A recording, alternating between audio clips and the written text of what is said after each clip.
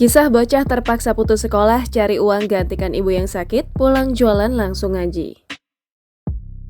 Sebuah kisah datang dari seorang bocah laki-laki yang berjualan makanan demi membantu perekonomian keluarga viral di media sosial.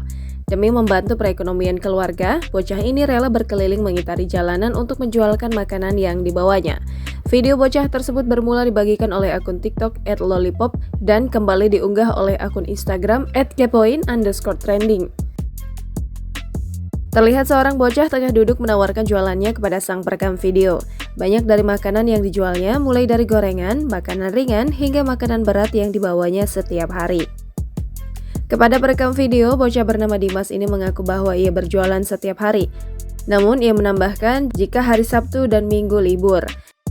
Karena kondisi ekonomi tidak memungkinkan serta kondisi kesehatan ibundanya sering sakit. Dimas memilih untuk membantu menggantikan ibundanya yang sedang sakit. Setelah jualan hingga sore, bukannya bermain dengan teman-temannya, bocah ini rupanya memiliki jadwal untuk mengaji di masjid.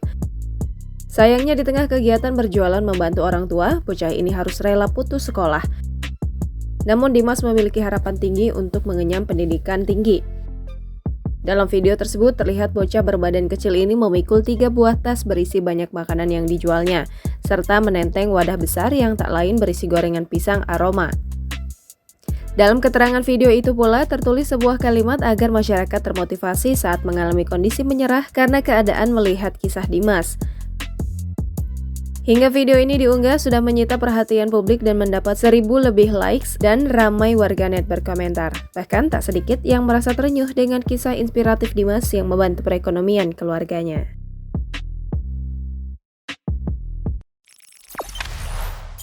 Jangan lupa subscribe, share, komen, dan like ya!